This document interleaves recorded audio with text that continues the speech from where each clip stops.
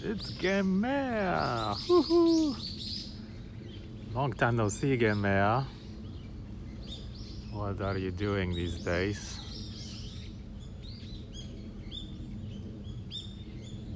It's quite nice autumn or winter here. Are you watching Van de Globe? You don't even know what's Van de Globe. I don't think it's on TV, but not a lot. I'm already thinking, how am I gonna cook my Christmas things?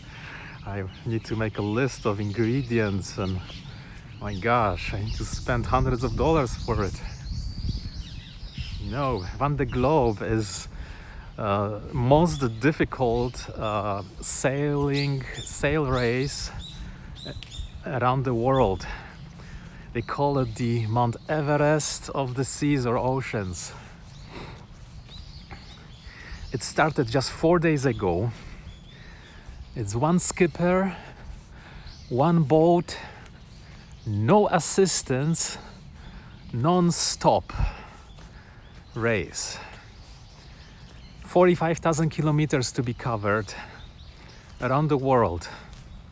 The first guy that comes, or girl, takes the trophy. We've got women, we've got men. Youngest 23-year-old girl, oldest, the veteran of the Van de Globe, 66 years old now. No, it doesn't start in Japan, no. It starts in the Vendée province of France, or the kind of like a historical province. Western France. The town is called Les Sables d'Olonne. Sounds of lawn, Olonne, if you translate it literally. It's quite outstanding. You know, everything is filmed live, especially the departure on YouTube, so you can view. And now that the race is on, there are reports from all the contestants. They've been really roughed by the strong winds. The Hungarian guy, Szabi, the Hungarian guy, has a hole in his Gennaker sail, 3 meters by 3 meters, he said. He was so almost crying there. Japanese guy has broken ropes that leads to the sails. He, I think, is attempting to fix it, but when the winds go down, there is only food about it. Come on, go to Van de Globe website and Van de Globe on YouTube channel. It's all there, completely different thing, like beautiful France. The whole town has a channel where all these boats departed, and before they departed, you know, it was 4 a.m. in the morning where everyone was coming through on the dock.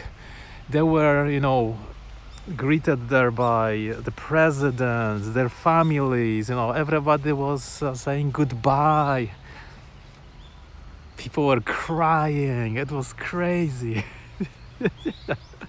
So emotional, so beautiful. And the race started with almost no wind.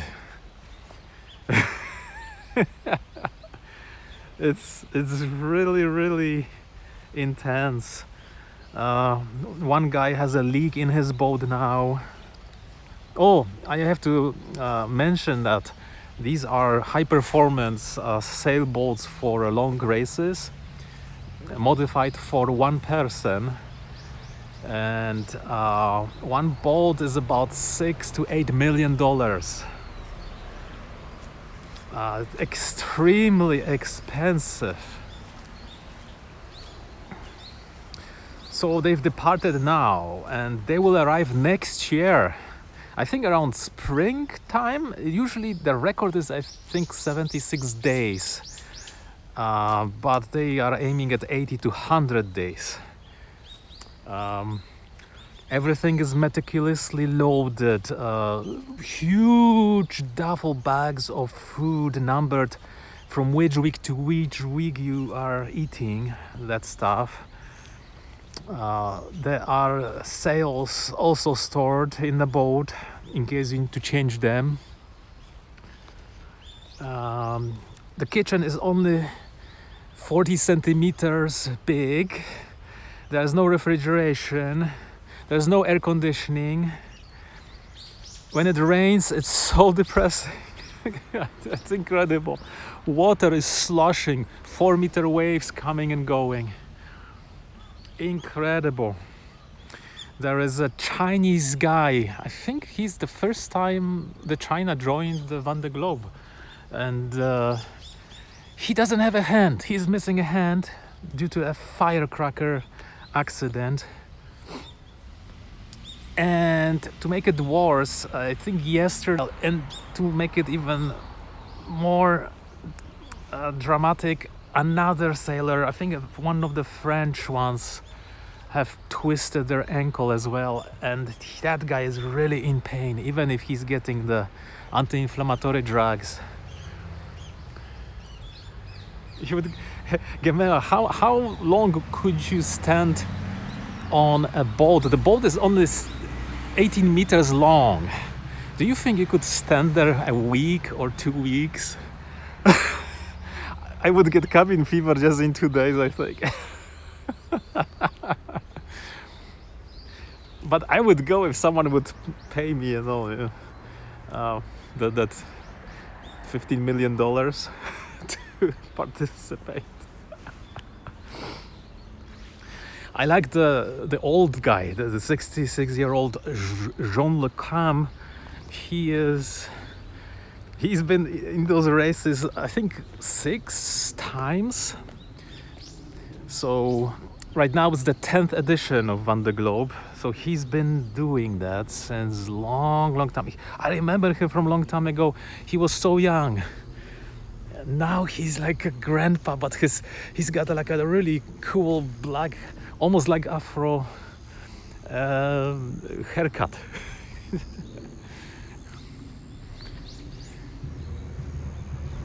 What is this? Oh, some flowers. I didn't know they planted some here.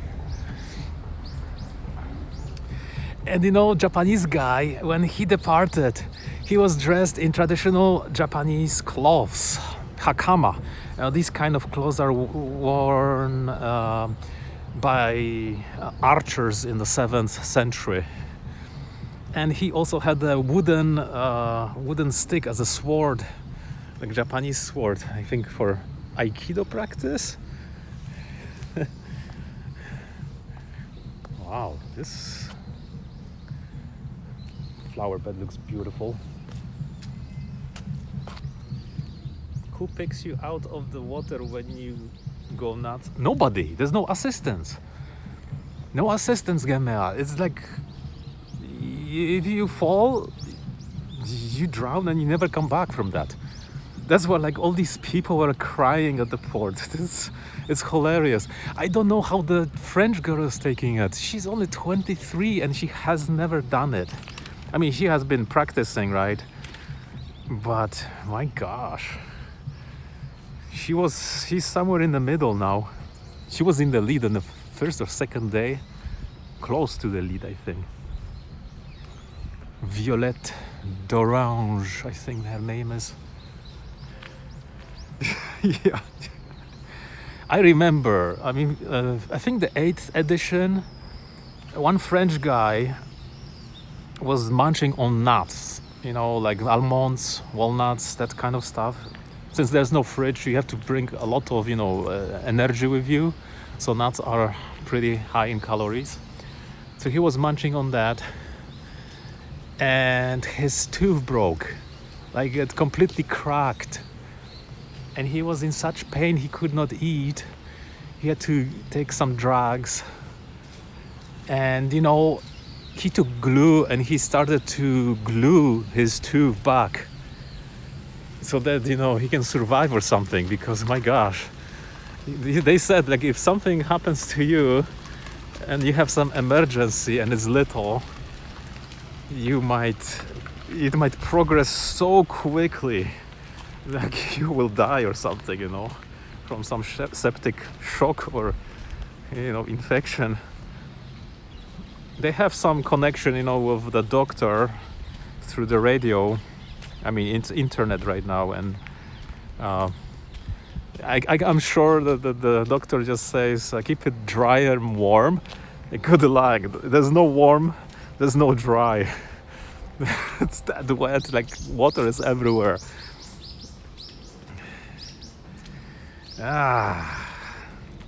Every day something strange happens.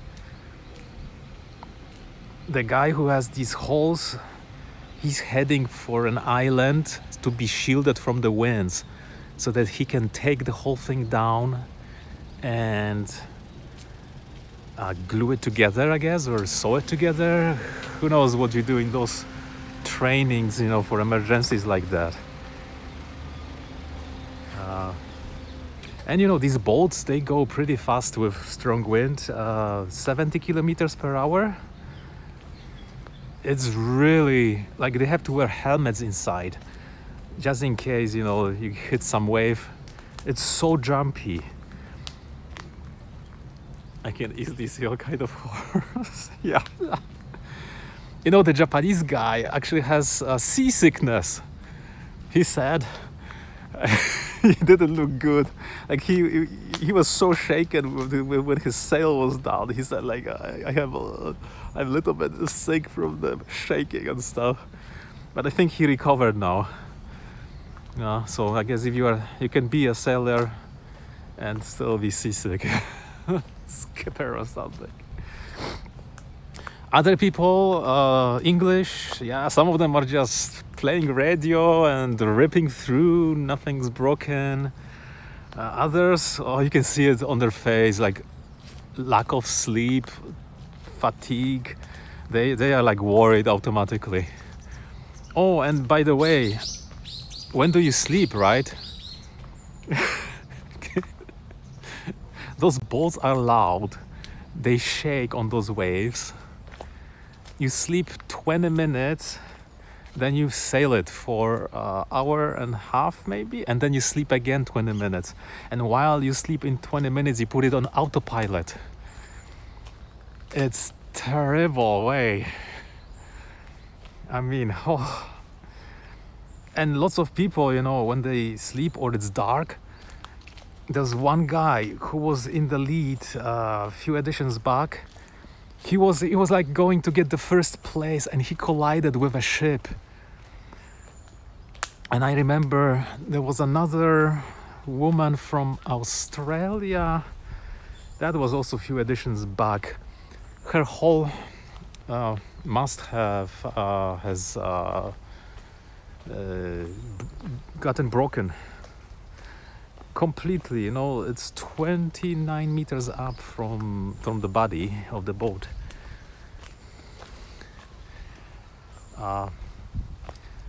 So if you need to go and fix something, you have to climb 29 meters.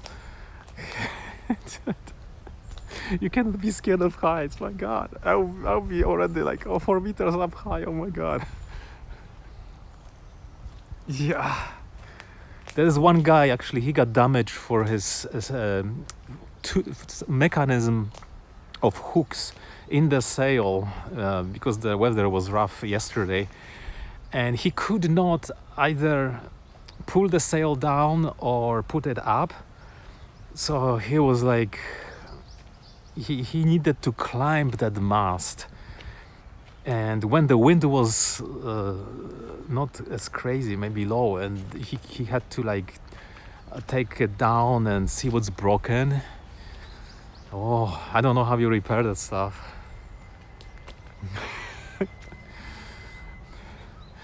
It's every day there is a live coverage from studio, and It's there are two versions. One is French, where they speak French.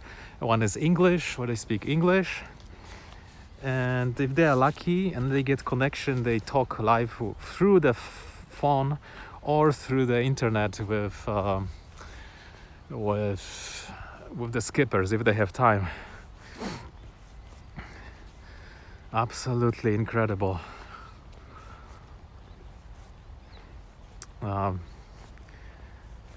These boats are so fancy, you know, custom IMOCA 60 class boats, but they are all customized to, you know, to for that race. Extremely large boats.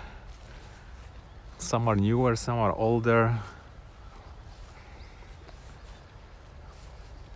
I'll definitely try to find it. Yeah, Vendée Globe on the website is probably the best because they have a live tracker on there.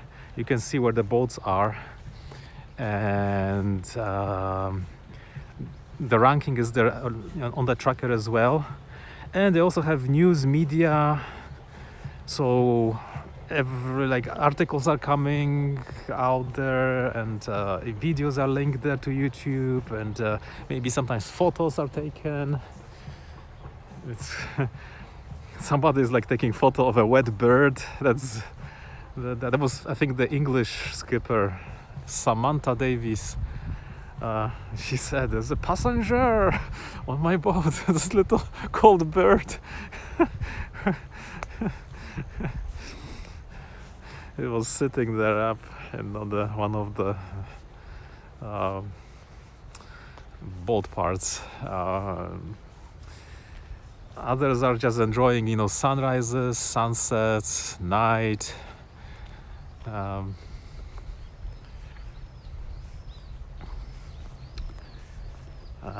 You know, wherever.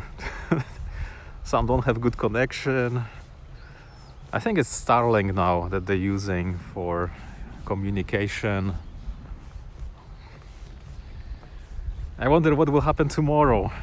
They're supposed to exit into very calm waters. They are just crossing the Canary Islands, or will be crossing today. So things are getting warmer. They started from cold, you know, France, because it's almost winter. So people were wearing hats and coats and whatnot. But yeah, warmer, you have to take your clothes off, you can get roasted by the sun. I don't know, you know, I hope they have some good sunscreen. And how do you wash your sunscreen off your face? Some salty water maybe, because there's nothing else. One of the skippers, she was saying that, "Oh, I'm enjoying cherry tomatoes now." And the studio was saying, "That's not enough protein, you have to eat more." But you know, you cannot keep those fresh things forever, right? But you gotta eat, you gotta stay healthy, you gotta be, you know, mentally healthy. The food gets more boring as you go because you run out of the, you know, some fruits or something right away. For example, problems with chewing, you end up eating, you know, those rice meals, the frozen, freeze-dried meals where you cannot really bite into it. So that's tricky. And you know, if you don't chew for a few months, the muscles in your jaw, you know, they degenerate, atrophies, and you won't be able to bite after that. It happens with old people who have, you know, artificial teeth. If they don't use their teeth, artificial teeth, the muscles just atrophies.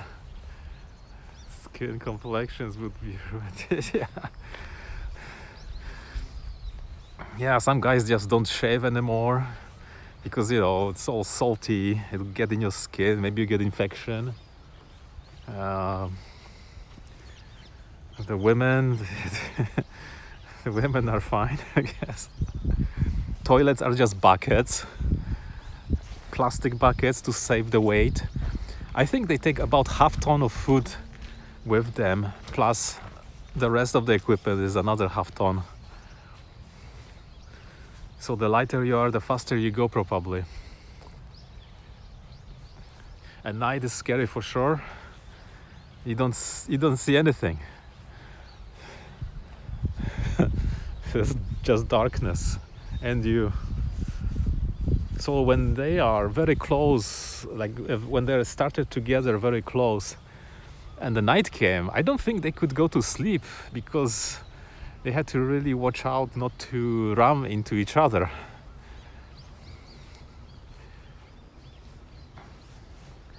So it's so complicated.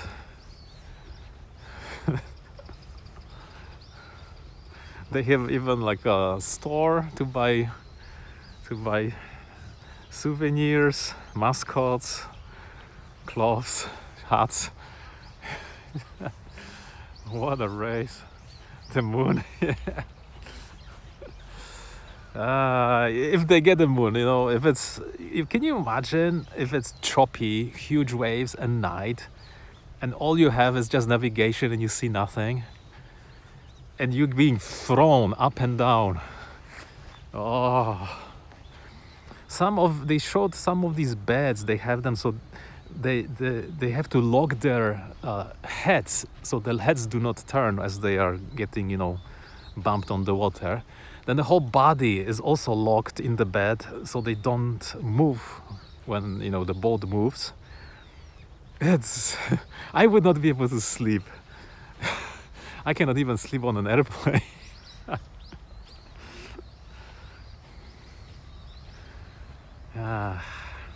It's always exciting, like every morning, to see where are they, what happened, what happened to that guy. He was in the lead, now he's in the end.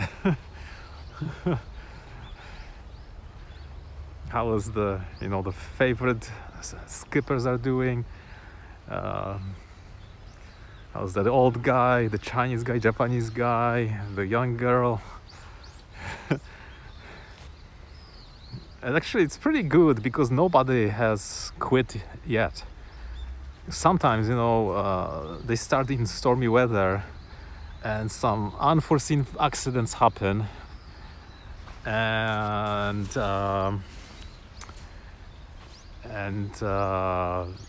like one day or 2 days in, they are done. They're done.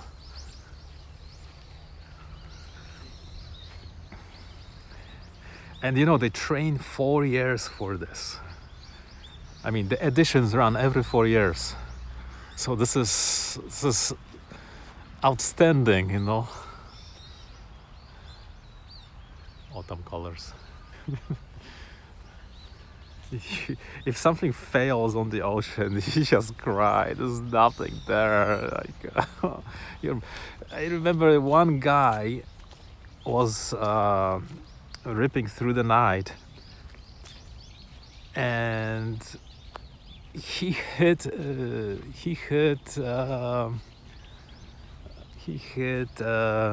buoy, garbage buoy on the ocean. It knocked a hole in his hull of the boat. He had leakage. My gosh, he had to put on pumps to start pumping it out. He tried to seal it. It was crazy. And another guy, I think he injured his head. Like he got thrown in the boat and he hit her head on some winch or something. By the way, does anyone in Japan care that my crazy country elected or nothing? I don't know, because I don't hang out with everyone. Probably not. But maybe the people who like politics, they care.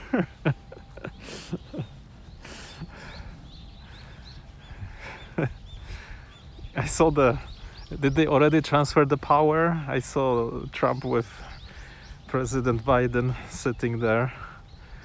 Peaceful transfer of power, not like the other way.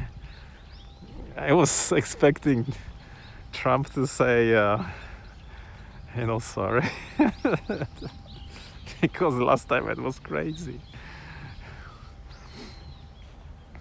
Poland cares, I think, because Poland always has interest with US, and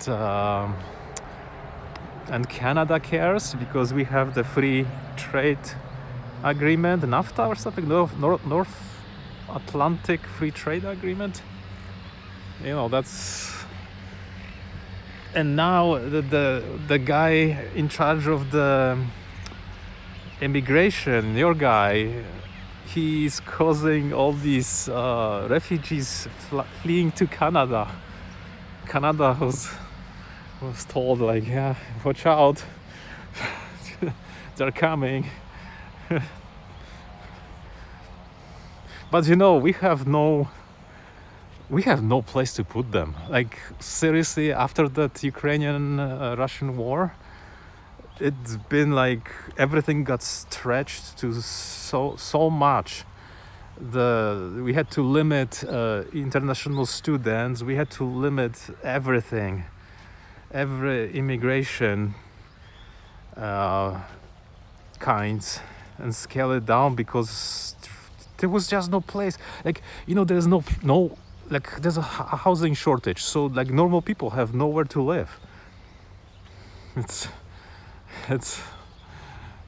bonkers. Stop your BS. Woodman, are you Trump supporter?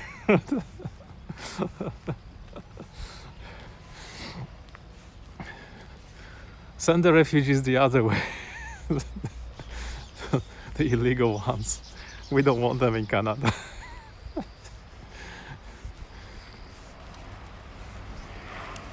Ah, man. Obviously.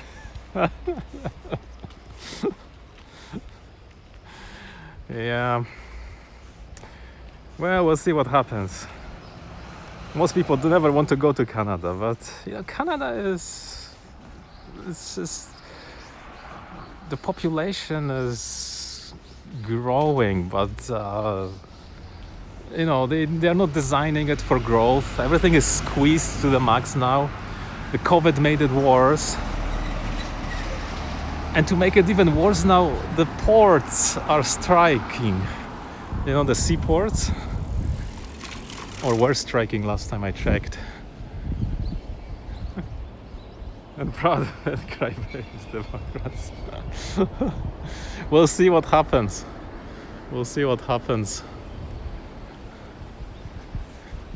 But maybe there will be some resolution with the Ukrainian war. And Trump kind of is right, that people who don't pay to NATO, like Canada, why should they be in it, right? Why should they be defended by United States?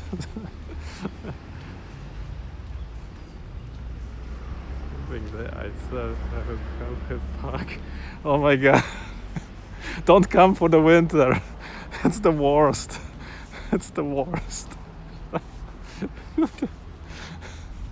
It's terrible. I know anybody who tried to come from a warmer country into Canada, oh my God. They were second guessing themselves. There's always like this period where like, oh God, I'm gonna go back. I cannot stand. It's only minus 20 and it's gonna get like double this later. I mean, minus 20 Celsius to minus 40 and 50.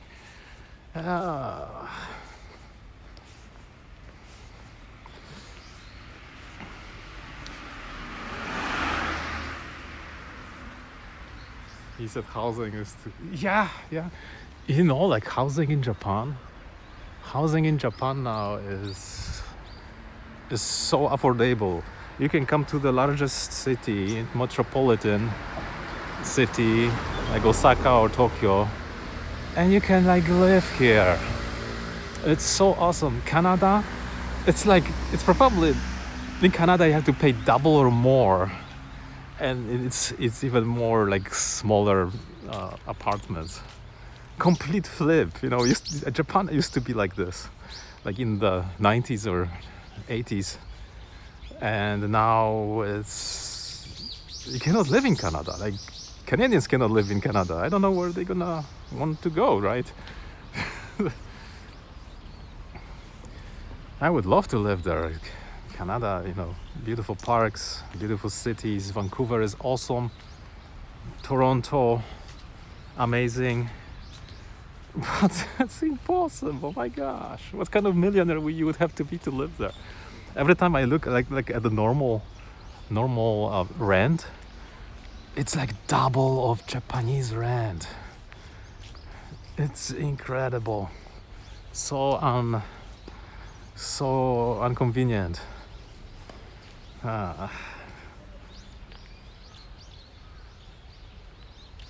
It is therefore to leave. Yeah, you know, the refugees were always crossing from United States to Canada.